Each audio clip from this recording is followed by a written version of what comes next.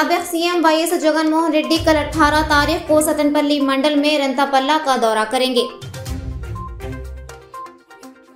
चंद्रबाबू नारायणपुरम गांव में कर्ज की अदायगी न करने पर टीडीपी लीडर का खातून के साथ गैर मुहस्सिब सलूक। साबिक एमएलए श्रीशैलम शिल्पा चक्रपाणी रेड्डी मरकजी हुकूमत की नाकामियों की मजम्मत करते हुए किताब का इजरा किया। भारत पेट्रोल पंप सारिफीन को कम पेट्रोल भरकर धोखा दे रहा है।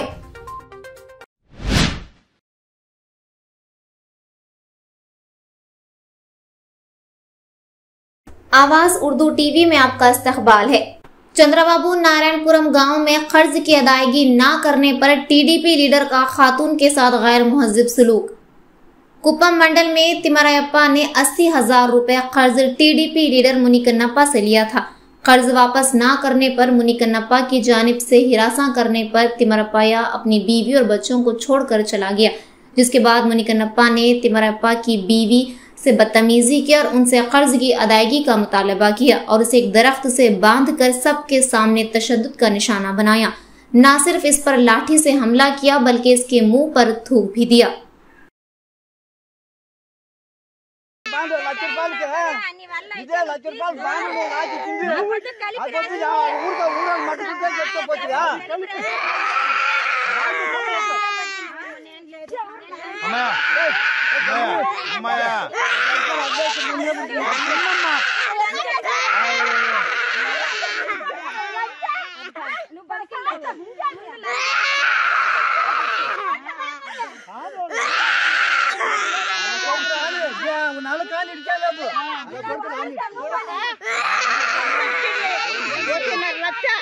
ఒట్టి మొదలు లెక్కేస్తే 2 పైన అవుతుంది మా మొదలు మొత్తం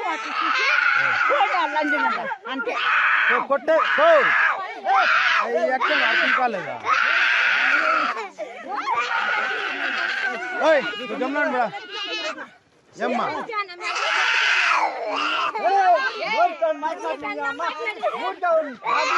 కొట్టుద్దా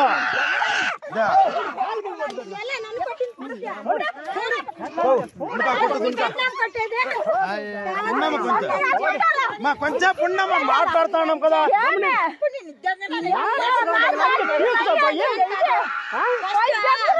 కాదు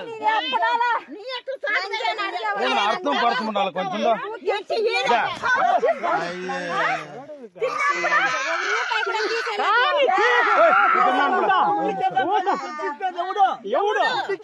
కట్టిప్పేది ఎవడు అని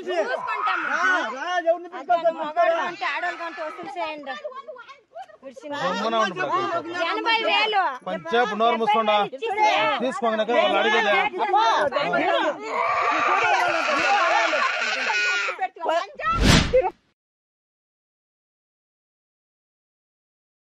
भारत पेट्रोल पंप सारिफीन को कम पेट्रोल भरकर धोखा दे रहा है। ऊपर में एक शख्स ने भारत पेट्रोल पंप पर बोतल में 100 रुपए का पेट्रोल डलवाया। जब इसने पूछा कि क्या 100 रुपए में इतना कम पेट्रोल मिलेगा तो इंतजामिया ने जवाब दिया कि हाँ 100 रुपए में इतना ही पेट्रोल मिलेगा। सारिफीन का इल्जाम है कि वो मीटर लगाकर और कम पेट्रोल भरकर लोगों को धोखा दे रहे हैं।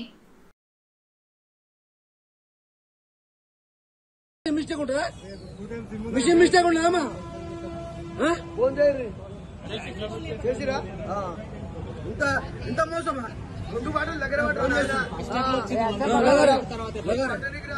చెప్పడానికి రాదు ఇది 100 100 అది 100 ఇది 100 బస్ ఫోటోది వీడియో నడుస్తుంది ఓకే ఫోటో కూడా ఉంటాయి ఇలా ఇంతకు ముందుకు 10 బండ్ల పోసిన మీటర్లు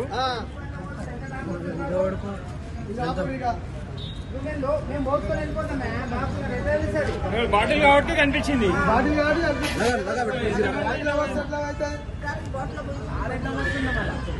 దగ్గర పెట్టి బాబు దగ్గర పెట్టి చెప్తానే అవుతుంది అంత సెట్టింగే భారత్ పెట్రోల్ పంప్ లో సెట్టింగ్ చేసి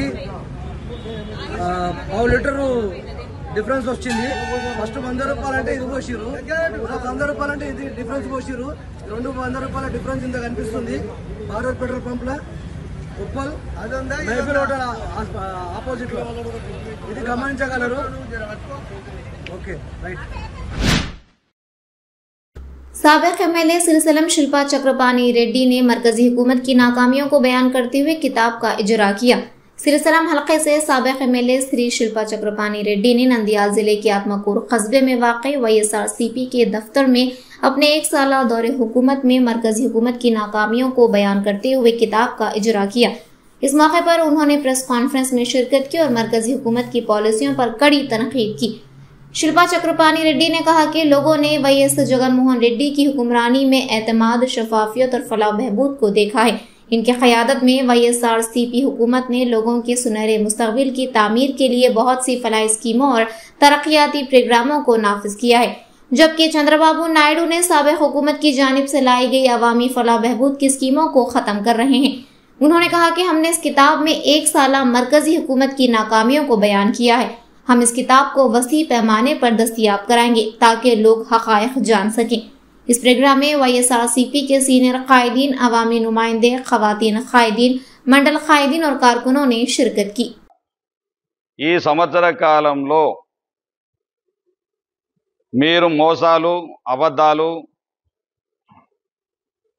దొమ్మిలు, దోపిడీలు, అరాచకాలు, హత్యాయత్నాలు, అదేవిధంగా మహిళలను కించపరచడం, ఎన్నో రకాలుగా అక్రమ కేసులు బనాయించడం, ఎన్నో రకాలుగా ప్రజలందరినీ ఇబ్బంది పెట్టిన సందర్భాలు ఈ సంవత్సర కాలంలో ఎన్నెన్నో ఇవన్నీ కోకల్లులు.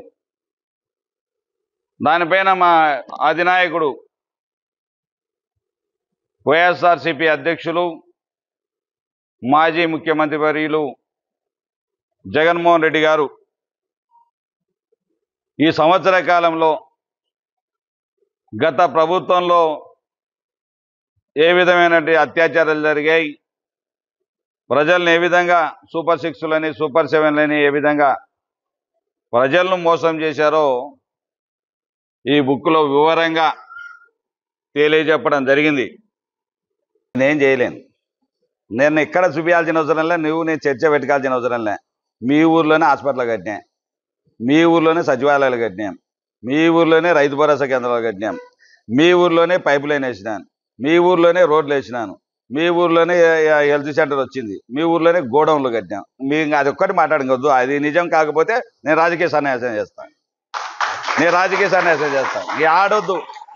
ఎప్పుడే కానీ నువ్వు మాట్లాడితే ఇంకా మళ్ళా బాగుండదు. ఇంకా నువ్వు మునమోపివి. నిజంగా అది నేను చేయకపోతే నేను మునమోపిని, నువ్వు చేసింటే నేను చేసింటే నువ్వు మునమోపివి.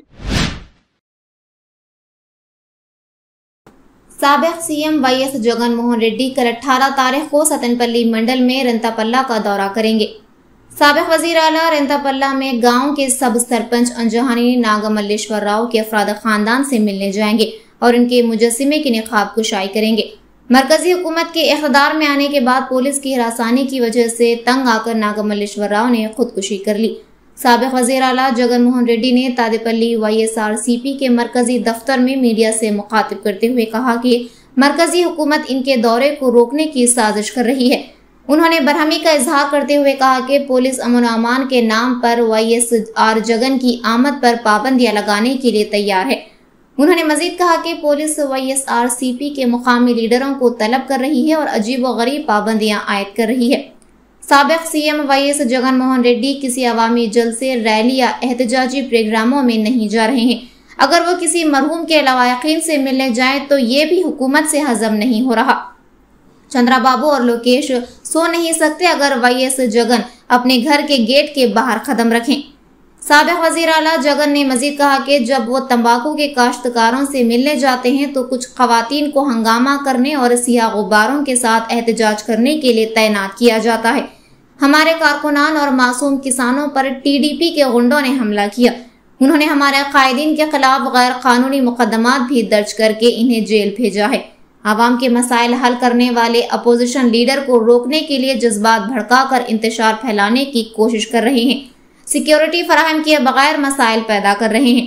CM चंद्रबाबू को मालूम होना चाहिए कि इस हुकूमत के लिए अच्छा नहीं है कि वो पुलिस को भड़काए, ये सोचकर कि ताकत उनके हाथ में है। పద్ధతుల్లో ఇది చాలా దుర్మార్గమైనటువంటి అంశం. ప్రజాస్వామ్యంలో ఇవి తగదు. అనేక సందర్భాల్లో అనేక చోట్లకి వెళ్తాం, వాళ్ళని పరామర్శిస్తాం. సరే, జగన్మోహన్ రెడ్డి గారు వెళ్తున్నారంటే చాలామంది అనుసరిస్తారు. అది భగవంతుడు ఇచ్చినటువంటి అదృష్టం, రాజశేఖర రెడ్డి గారు ఇచ్చినటువంటి క్రేజ్ ఆయనకి. దాన్ని మీరు ఎలా కంట్రోల్ చేసుకోవాలో ఆలోచించాలి తప్ప ఈ రకమైనటువంటి పిచ్చి చేష్టలు చేయటం చంద్రబాబు నాయుడు గారికి, పోలీస్ యంత్రాంగానికి సరైనటువంటి విధానం కాదని ఈ సందర్భంగా నేను చెప్పదలుచుకున్నాను. ఈ భారతదేశంలో ఎక్కడికైనా వెళ్ళి స్వేచ్ఛ భారత పౌరుడికి ఉంది. దానిలో మాజీ ముఖ్యమంత్రి గారికి ఖచ్చితంగా ఉంటుంది. తమ కార్యకర్త మరణిస్తే ఆ కుటుంబాన్ని ఓదార్చవలసినటువంటి బాధ్యత జగన్మోహన్ రెడ్డి గారికి ఉంది కాబట్టే 18వ తారీఖున వెళ్ళి వారిని పరామర్శించి పలకరించి రావాలని నిర్ణయించుకున్నారు, వెళ్తున్నారు. దానికి మీరు అడ్డంకులు సృష్టించడం సరైనటువంటి విధానం కాదు. అది అప్రజాస్వామికం, కక్షపూరితం. అది జగన్మోహన్ రెడ్డి గారు బయటకు వస్తే మేము బతకలేమనేటువంటి పరిస్థితులు మీరుంటే నాకు అర్థం కాదు. మీ తెలుగుదేశం పార్టీ బయట రాకుండా లోపల ఎట్టి పెట్టేస్తారు. మన ఇళ్లలోనే మా కార్యకర్తలు ఏమైనా జైల్లో పడేస్తున్నారు. జగన్మోహన్ రెడ్డి గారిని ఇంట్లో బంధించి ఏదో చేయాలని మీరు అనుకుంటున్నారు. ఇది చాలా ప్రమాదకరమైనటువంటి సంకేతాలు ఇస్తుంది. ఇప్పటికైనా చంద్రబాబు నాయుడు గారు, లోకేష్ గారు, తెలుగుదేశం పార్టీ ఇలాంటి అప్రజాస్వామికమైన విధానాలను పక్కన పెట్టి ప్రజాస్వామ్యయుతంగా ప్రవర్తించాలని మీ ద్వారా వారికి హెచ్చరిస్తున్నారు.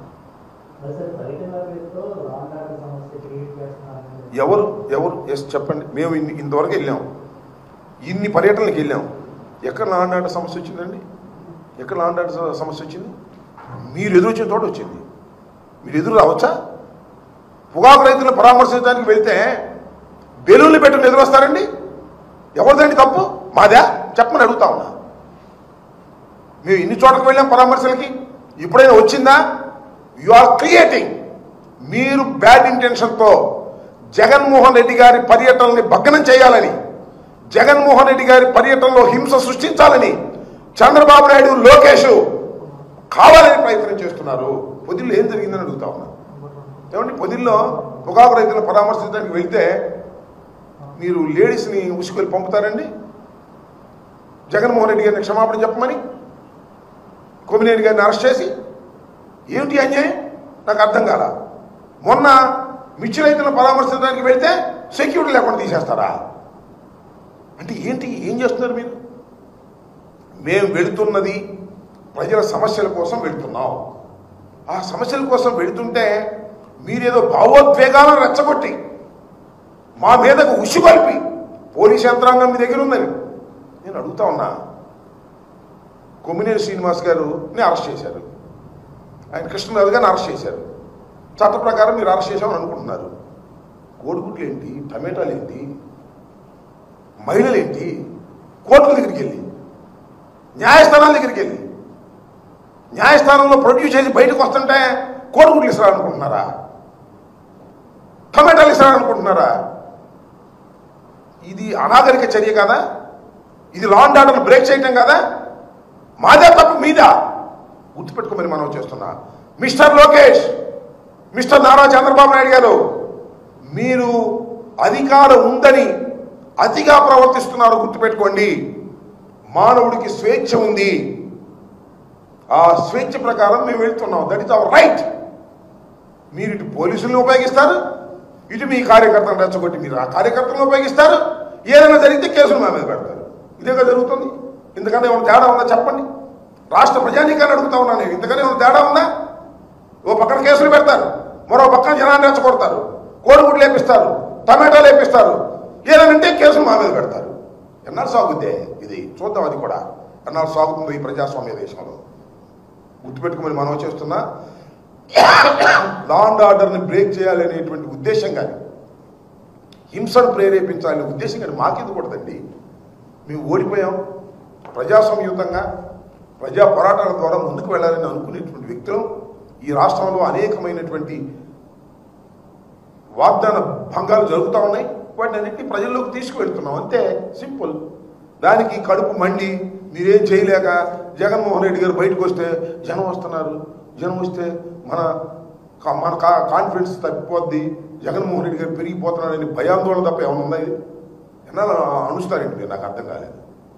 జగన్మోహన్ రెడ్డి గారికి విపరీతమైన ప్రజాదరణ రోజు రోజుకి పెరుగుతుంది. అది చూసి మీరు భయపడుతున్నారు. అది చూసి దాన్ని నొక్కేయాలనుకుంటున్నారు. ఏమన్నా నొక్కుతారా? నాకు అర్థం కాల.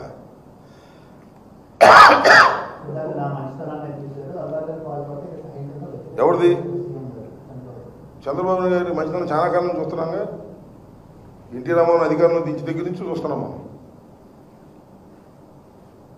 ఏమండి, హరికృష్ణని పక్కన నెట్టి దగ్గర నుంచి ఆయన మంచితనం చూస్తున్నాం. ఆయన పేరేంటి వెంకటేశ్వరాన్ని పక్కన నెట్టినప్పటి నుంచి మనం మంచితనం చూస్తున్నాం. చాలా కాలం నుంచి ఆయన మంచితనాన్ని చూస్తున్నాం. మన కొత్తగా చూసేది ఏముంది? కొత్తగా చూసే మంచితనం ఏమి లేదు. ఇప్పుడు ఆయనకి 75, 76 ఉన్నాయి, నాకేమో 66, 67 ఉన్నాయి. నా చిన్నప్పటి నుంచి ఆయన మంచితనం చూస్తానే ఉండా. ఇందిరాగాంధీకి వెన్నుపోటు పొడిచి మామగారి పార్టీలోకి వచ్చిన మంచితనాన్ని చూసాం. ఆ మామగారిని వెన్నుపోటు పొడిచి పార్టీ మొత్తాన్ని ఆక్రమించుకుని మంచితనం చూసాం. హరికృష్ణ తొక్కేసిన ముందే మంత్రి ఇచ్చాడు హరికృష్ణకి, తర్వాత తొక్కేసిన మంచితనం చూసాం. వెంకటేశ్వరరావు గారిని తొక్కేసిన మంచితనం చూసాం. ఎన్ని మంచితనాలు చూసామే. నీ మంచితనానికి మేము భయపడతామా? భయపడితే రాజకీయం చేయగలుగుతామా? చెప్పావులే మంచితనం గురించి. నువ్వు చెప్పాలి, మేము వినాలి. చంద్రబాబు గారు